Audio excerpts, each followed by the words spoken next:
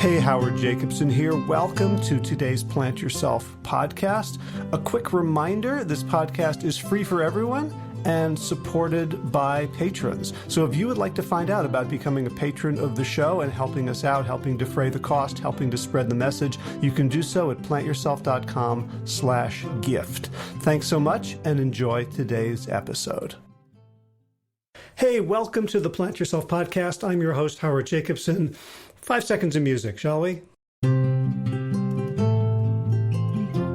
So I got a special short Friday edition of the podcast, and it's because today's guest, Dr. Judy Brangman, has something very timely and important that she is working on, and I wanted to share it with you guys. So it's going to be a real brief introduction and very little outro. So just a 37-minute conversation with Dr. Brangman. And here's the TLDR punchline.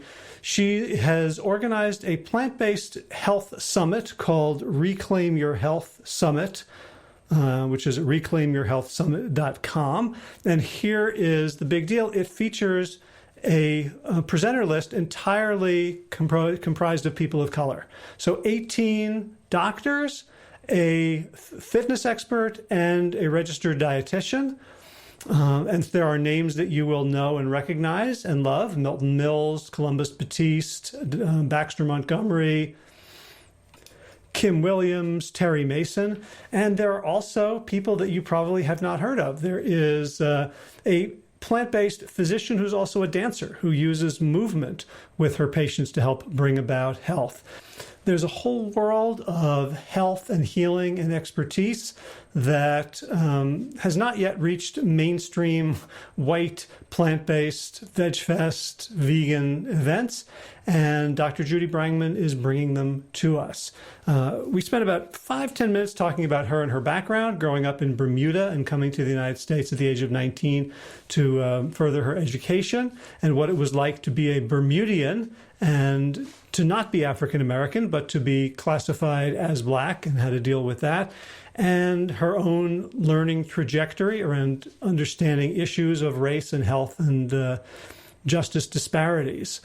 So this conversation is for you if you'd like to find out more about the summit, if you would like to attend, if you're interested in increasing representation of brown and Black faces in the vegan plant-based community, if you're interested in understanding not just the obvious racist disparities around policing, around economic opportunity, but what that looks like in the healthcare system.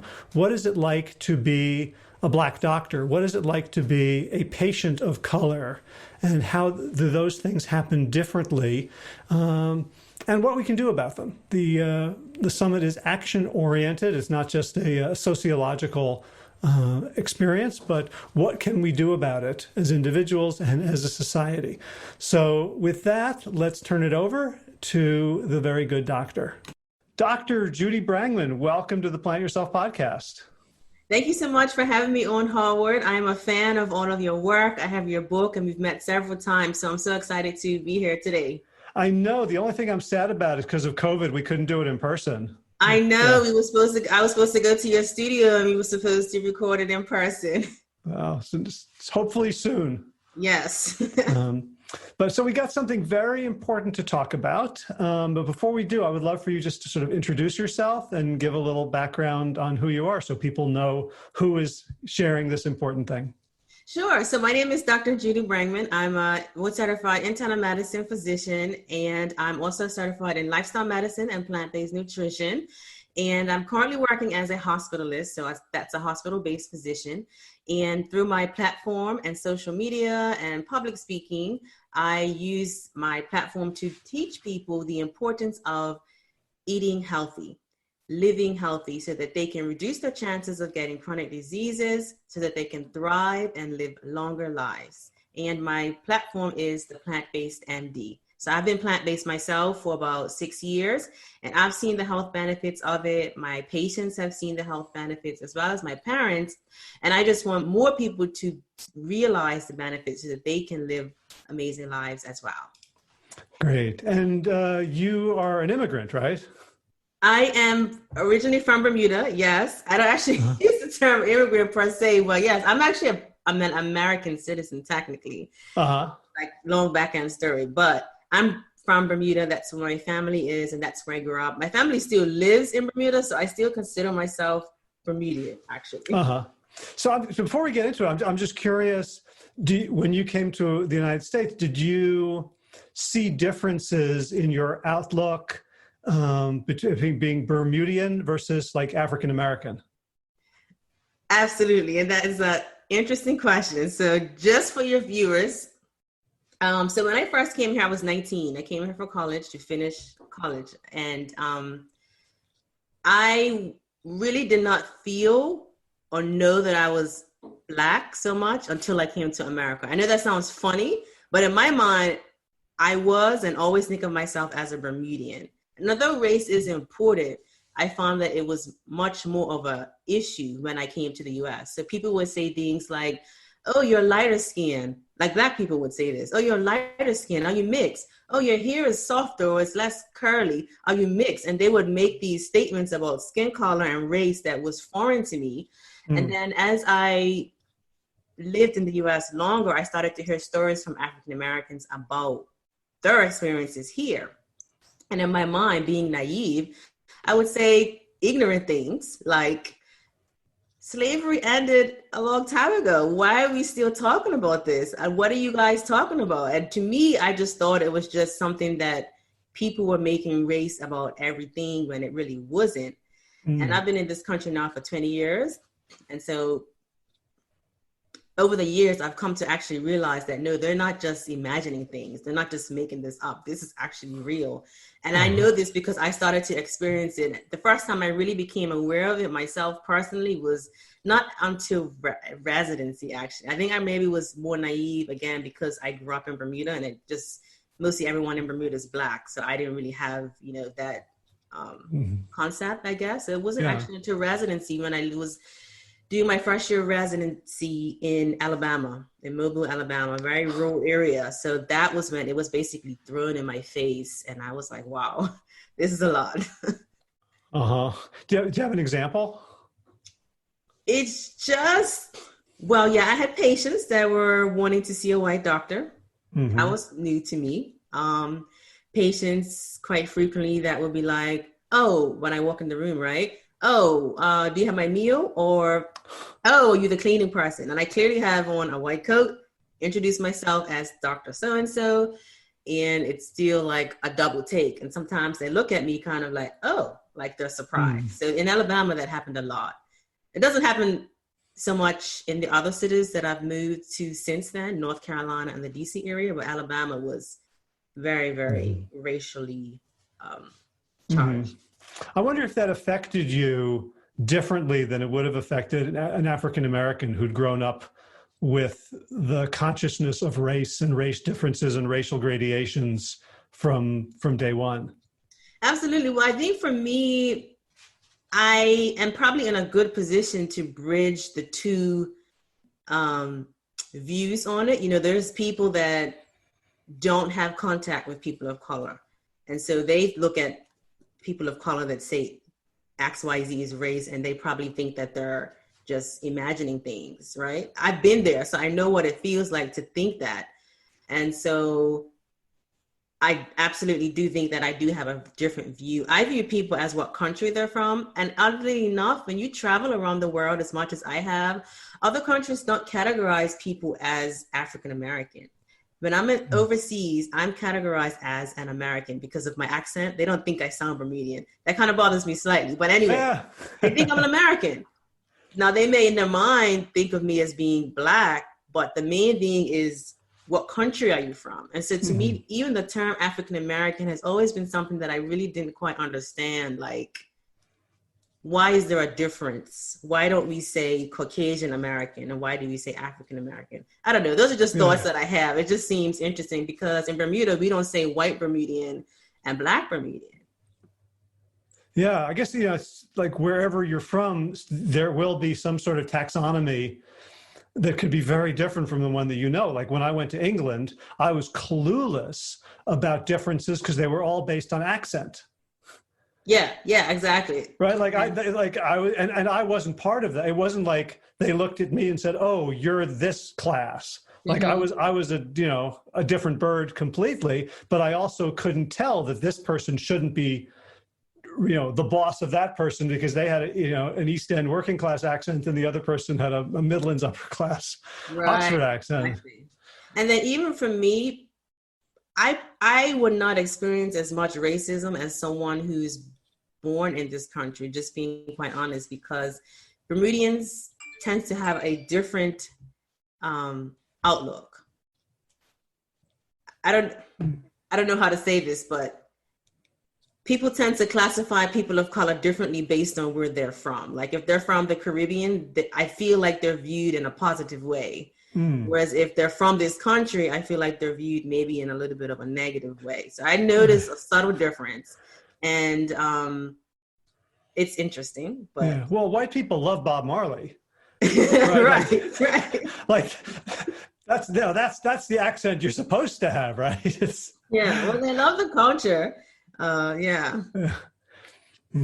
So thank you for that introduction. And you have just put together something that I think has never been done before.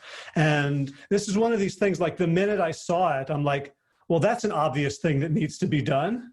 And yet until I saw it, it didn't occur to me that there hadn't been one. Can you describe what you're working on that people can get involved in like real soon? Absolutely. So on September 14th, I am launching a online plant-based health summit. It's called the Reclaim Your Health Summit.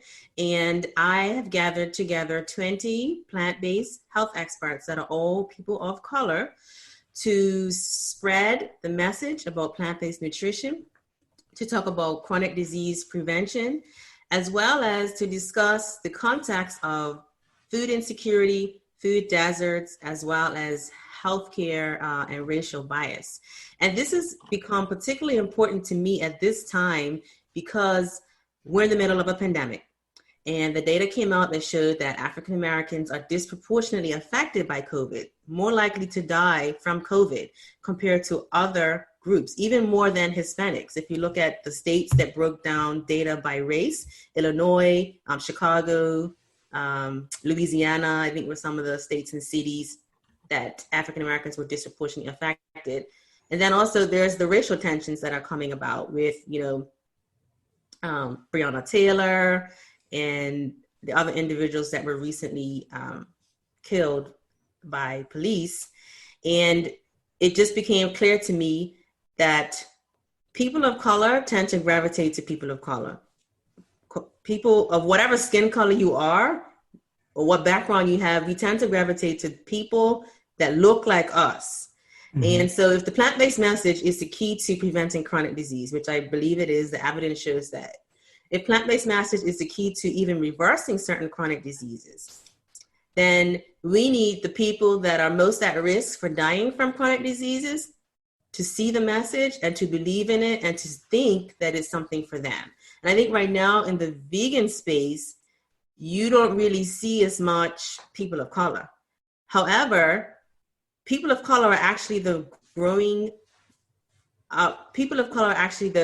that is growing in numbers as far as veganism goes. But when you look at the conferences, the online health summits, and the major vegan plant-based organizations, you won't see very many people of color. If you have a summit, it may have 20 to 30 people, but only 2 people of color. So what does that mean? The individual that has diabetes, heart disease, that's African American, that needs to become plant-based, they're not going to sign up for it. So I was like, you know what? I need to put together something that they would see and want to sign up for. And so I'm just glad that it came together in relatively short period of time. And all of the speakers were on board, they signed up, and the presentations are really, really good. And the quality of it is excellent. And so I'm just excited. Yeah. So I have a question about the content itself from your perspective. Do you like, was one thing more important than the other, that there are, faces of people of color representing this movement? Or is it also a different sort of cultural sensibility. Like, just to use a sort of a gross overgeneralization, like the white people like to talk about quinoa, and avocado toast, whereas are there cultural references that you hear over and over again that are connecting with the audience you're trying to reach and help? Absolutely. So soul food is a concept that's brought up a lot. And the food that the indigenous people in the African continent eat is primarily plant-based. So oftentimes I will hear people of color say things like, oh, quinoa, vegetables? I don't like eating vegetables. That's nasty, right? But if you really want to talk about getting back to your culture, someone who's Black, right, and they want to talk about getting back to their culture, they will look and see what people on the continent of Africa eat. And it's primarily plant-based, starchy foods. So that concept comes up a lot, breaking down the mindset that people have that says that vegan food is only for certain populations. Vegan food, plant-based food is for everybody. No matter what race you are, no matter what background you are, it's for everybody. And so that's the message that I want to bring home. And then also we focus on financial barriers that certain groups may have, minorities may have with regards to purchasing plant-based foods. A lot of times people think that plant-based foods is expensive. It's actually not, but we also present options for getting plant-based food reasonable, as well as cooking it flavorable. So several of the speakers have roots in the Caribbean. I think one of them actually is from Liberia originally as well. So we also talk about cultural ways to make food flavorable that appeals to people from different countries as well. Mm-hmm. When you're talking about the financial barriers, right? Clearly there's a wealth gap. And it's getting bigger and bigger between, white people and people of color, African Americans in particular. But also, like, I've caught myself when I'm coaching a group and there's a new group and I don't know any of them, and there's, let's say, a Black woman in her 50s, I catch myself with a racialist assumption that, maybe she doesn't have much money. And when I catch it, I'm like, yeah, there's odds, but there's also human beings, and that's not cool. In the same way that someone assuming you're the orderly instead of the doctor isn't cool. How does the summit deal with the fact that yes, there are economic disparities, and we don't want this to be all about assuming that everybody's on SNAP or food stamps? Yeah, that's absolutely true. I don't even really like the term minority so much because it sort of puts everyone that's labeled as a minority as though you're going to be economically disadvantaged. But again, that's one thing about the summit. They're all physicians that are notable. Several of them have research publications. Several of them are well-known speakers and that are also doing things in their communities to reach certain populations. So that alone will show people that not everyone that's brown is disadvantaged. So when you started the process of finding the speakers, how many of them did you already know? Because I was looking I could go through the baseball cards of Colin Campbell, Neil Barnard, Esselstyn, Furman, Ornish, and I could name a few African American doctors. Terry Mason, Milton Mills, Matt Baxter Montgomery. But when I looked at your list, I'm like, gosh, I don't know most of these people. Did you know them? Did you have to find them through referral? Actually, I'm so glad you asked, because that's the other thing that I noticed. About a year ago, I started to feel like, am I the only Black vegan physician in the US? I would go to conferences. I didn't see any of us speaking, and I didn't see really any of us even attending very much. So I really started to seek out people on social media. So about a year ago, my social media really started to grow. And so I pretty much network heavily. It's just something that I do naturally. I'm just like a people person. So I'm always seeking out other vegan anybody. But then especially Black vegan female physicians, I really sought out. So I've been keeping a list of them for several months now with the plan that we would connect and do something, and I didn't know what. And I really didn't actually reach out to everybody that was on my list until end of May. That's when I first reached out to everyone. And I have not met most of them in person, actually. Most of them I know on social media. I know Milton. I've met him several times in person. Baxter is a mentor of mine, so I've met him virtually. I actually haven't met him in person. And yeah, I think those are the only two that I've actually met in person, but we've become friends over the past few months. And I was just excited that some of the people that are notorious for speaking, Dr. Kim Williams, as well as Terry Mason, who neither of did I know, but I got connected with them through other people. Did especially the people who are less well known, were they aware of how many others there were, or did they also feel like you, like, am I the only one doing this? Oh, as far as other physicians out there? Other physicians of color, or I mean, they're not all. Are they all physicians? Actually, most of them are physicians, except two. One is a fitness trainer, bodybuilder, a coach. Oh, and Corin. Yeah, Corin. And then Kim Rose is a dietitian. Okay. So, yes, the other physicians really didn't know about the rest of us. And I posted to Instagram recently, before I started planning this, how many of you know any Black vegan physicians? And most of them said only me, or they said only one or two. And the names that kept coming up is Montgomery, Mills, Williams, and I think Columbus Batiste, but that was pretty much it. But there were no women. So that's why it was important for me to have women as well, because women do the cooking in the family. Women tend to lead the way as far as what the family is going to eat. Women play a huge role in the children. So women needed to see women in order to embrace it as well, I believed.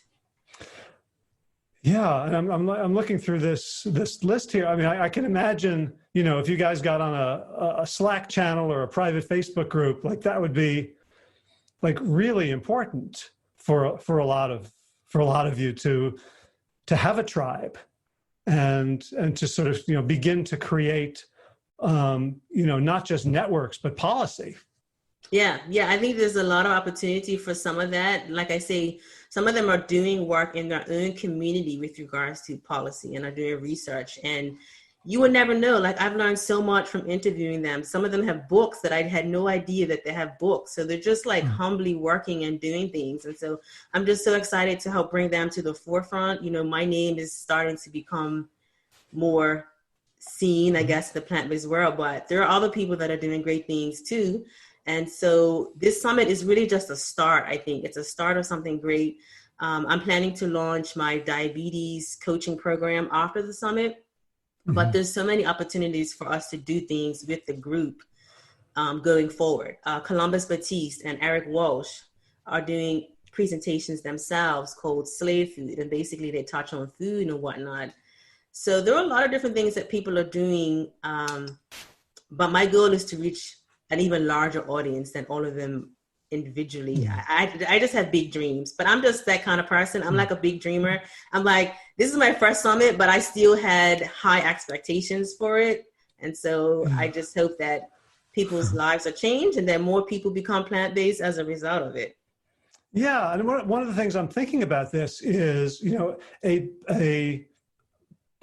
a summit or events, when we start doing live events again that are led by people of color is very different from what it is now. So you have, all of the famous plant-based Black doctors have been sort of filtered and anointed by the white establishment. So it's almost like, if Martin Luther King in the 60s was like one of three speakers on social justice who were, that the unions had chosen, or some group of white progressives in Chicago. And that's kind of the place, in the African-American plant-based community. It's like, who gets put on the stages run by white people. And this feels like the beginning of something much more grassroots and direct. Yeah, absolutely. And that's what I have always wanted, actually. I didn't know that it would come together like this. In-person health retreats and events, there are several that are put on by other organizations. And if you look at the audience, they're mostly Caucasian people. Very few, if any, are people of color. So the summit that I'm doing, I have Dr. Tinka Barnes. She's a dancer. She's a physician as well. And she actually is incorporating dance and movement. We talk about African dance and how that is a good form of exercise for you. So things that are relatable to that specific population is super, super important. And also, we're very non-judgmental. I was very particular to make sure that the content was not vegan, but more whole food, plant-based, eat more fruits and vegetables. That really is the bottom line that I want people to take home. You do not have to have a label of whatever it is, but I'm sure any change that anyone makes that watches the summit to eat more vegetables is a step in the right direction. And so also it's important to see medical doctors sharing this information. This is something else that you and several people may not know, but I'm in a lot of Black vegan groups, and there's a lot of misinformation in general on the internet everywhere. But then also I want to make sure that the information that this particular audience is getting is from sources that they feel that they can trust. And so, yeah.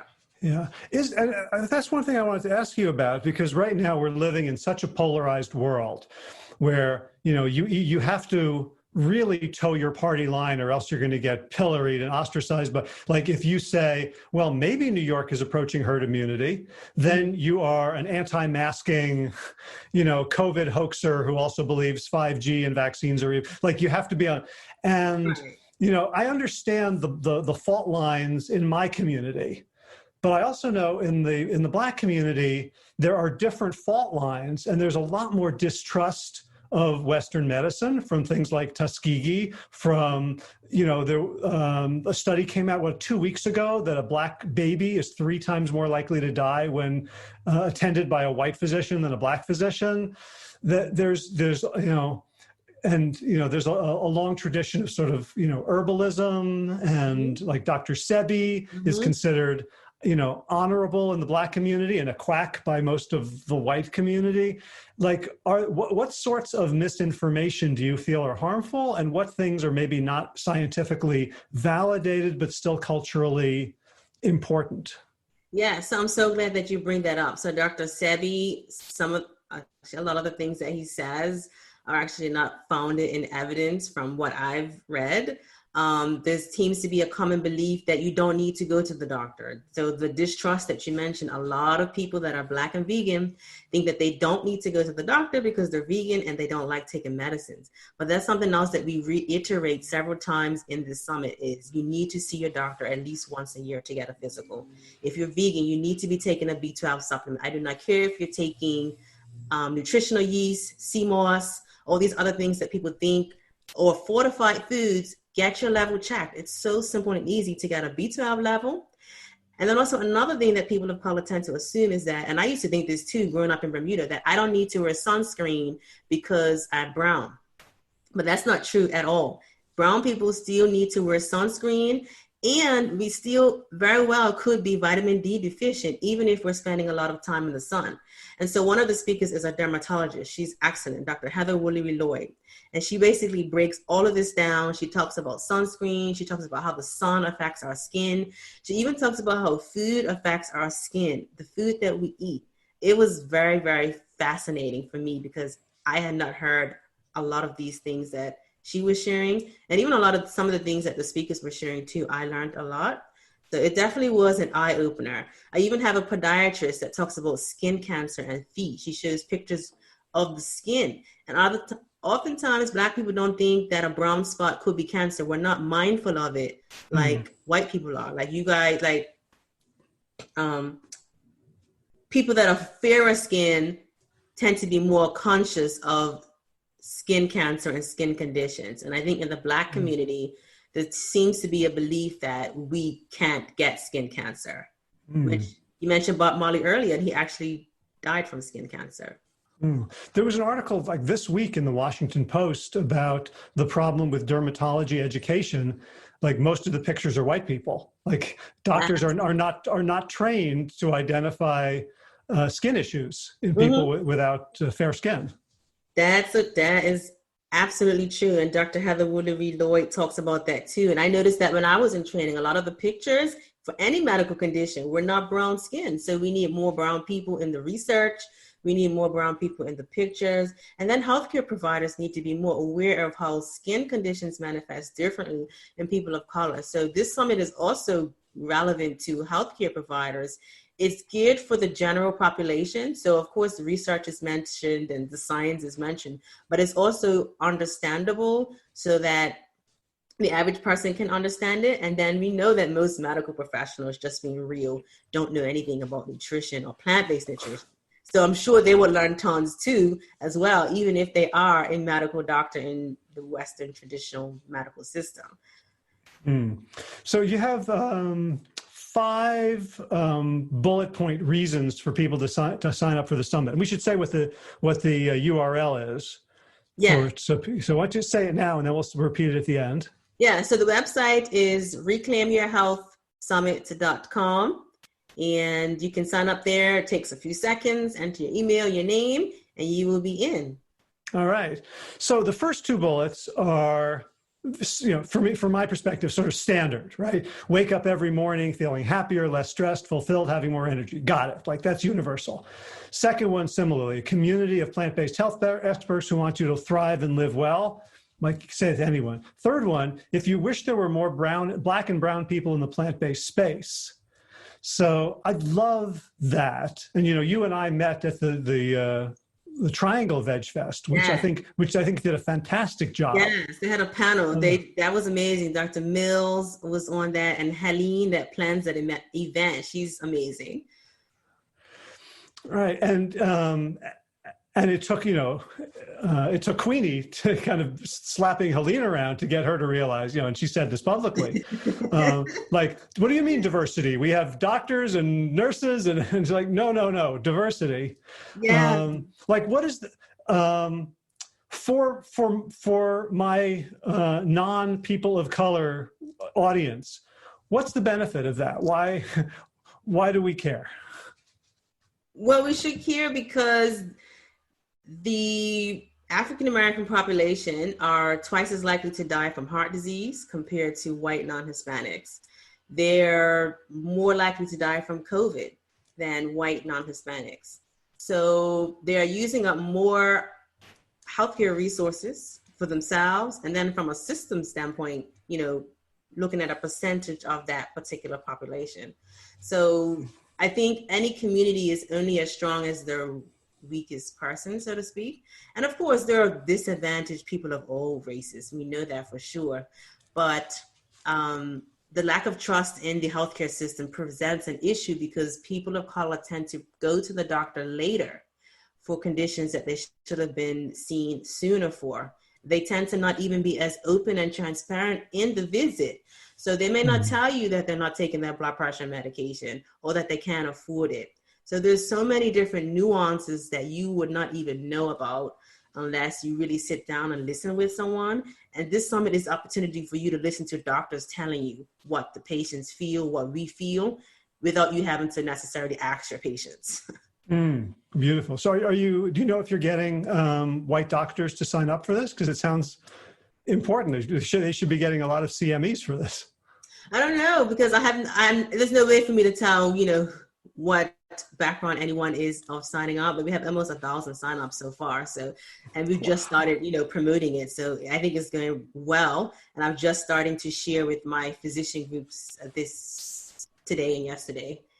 Okay, great. So the 4th bullet point is, if you would like to learn how racism, healthcare disparities, and food deserts adversely affect the health of minorities. So I'm curious about that as a bullet point, because if I'm putting myself in the shoes of someone who wants to get healthy, like, the last thing I want to hear about is problems, obstacles, things that are going to make me mad, right? So what was your thinking in including those negatives? And, especially in this, these days, Jacob Blake, George Floyd, Breonna Taylor, more than we can name. What do you see a relationship between sort of the anger and helplessness and the traumas that those events can cause, and taking control of something? Absolutely. That's exactly the thought that went behind it, because I felt people's pain. I felt that people were feeling hopeless, like there's nothing that they can do. You know, we saw the videos, we see the videos, and then there's no arrest. And then you feel like, well, what can you do? And so then people are protesting. And so they're trying to get justice of some kind for these killings that are happening. And what I'm about to say may not be as popular, but what people don't realize is that some of us are killing ourselves with our own fork. So I can get mad at someone else for killing me because I'm Black, or they kill my mother because she's Black or something. But what about me killing my own self with my own fork? And I'm not saying it to place blame on the individual, but most people don't realize the importance of food. They don't think that food and disease is a direct relationship. They think it's kind of like a casual relationship, but it's actually more like a direct cause and effect, I believe. And that's a common theme in the presentation. So at the end of it, I really want people who may be feeling a loss of control, loss of power to feel empowered. And that's my tagline: get empowered and learn. So basically, that's what I want people to come away with, feeling, oh, you know what? Being plant-based is not as difficult as I think it is.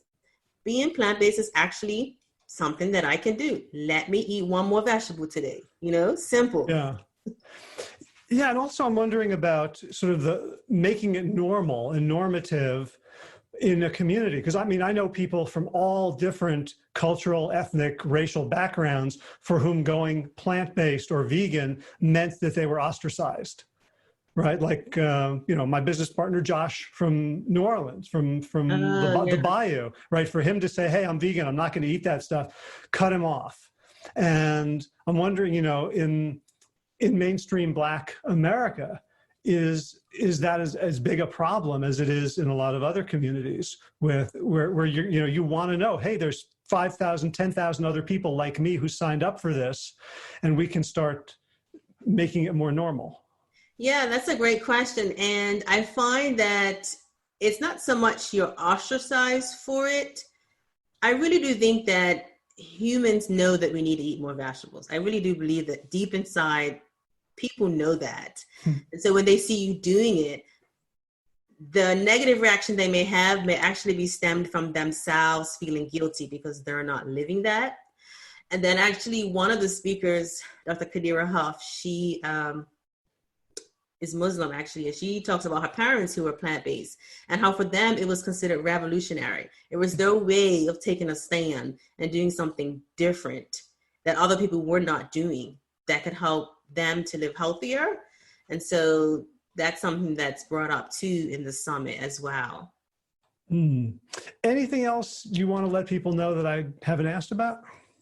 So yes, just that the summit is free. It runs over 7 days. The video presentations is interview style with me and the speaker. Some of them do have PowerPoint slides, and there will be 3 presentations per day. You will have up to 48 hours to watch them. And then we also have a Facebook page. Once you register, you can join the Facebook group. We will be having additional conversations and questions and some more interaction with the speakers as well. So it's going to be a fun, informative week. And the website again is reclaimyourhealthsummit.com. All right. Well, I will include a link to the show notes. I think we're talking Friday the 6th. I have no idea what the 4th, maybe. Mm-hmm. Today, yeah. Today. So I want to publish this right away. So we'll give people the maximum. So people can sign up right now. Yeah. And they'll get a confirmation, and then it'll start in a couple of weeks. Mm-hmm. Yeah. So awesome. So I'm just going to, fast track this, get it out there. We'll do a special, it'll be a special Friday edition. And I just want to thank you so much, because it feels like, you stepping in. And I don't know the behind the scenes. I'm sure you worked crazy hard, but it feels like the universe was waiting for someone to do this, that this is, you've got such an incredible lineup. You've got so many signups already. It's such a moment for this conversation and for this contribution to communal, national, and planetary health. I just really want to thank you and honor you for putting it together, and really thank you for taking the time today. Thank you so much. I do think there was some divine for sure involved with the idea. I tend to get ideas and then I can't sleep on it and then I have to do it. And it always is a success. So that was with my journey to even become a physician in the first place. So I do think that, God, I have to give credit for pretty much everything. And I was able to find team members, video editor, web developer, coach that really came together to help bring my vision to life. All right. Well, I'm looking forward to watching the presentations, and I encourage everybody to go sign up if you're interested. And again, Dr. Judy Brangman, thank you so much for all you do and for taking the time today. Thank you so much, Howard, and thank you so much for all that you do as well. It was my pleasure. All right, another one in the can. I hope you'll go sign up for that. Again, it's Reclaim Your Health Summit.com. Let me know what you think of this conversation. If you'd like to watch us, we YouTubed as well. And so you can see that at plantyourself.com/426, as well as find a link to the summit from there. All right, let's wrap this thing up. I'll be back on Tuesday with another episode. We'll do gardening news, running news, all that stuff. The thanks, of course, thanks to Will Ridenhour. Let's bring in the Sabali Dawn, the Dance of Peace right now to take us out. Check out willridenhour.com for more of his beautiful choral music. If you'd like to hire me as your health coach, just go to plantyourself.com/laser and you can read all about a year of laser coaching. If you'd like to become a health coach and study at my feet, never mind, I didn't say that. Study with me. You can do so. Check it out at wellstartcoach.com. That's it for this week. See you guys next week. As always, be well, my friends.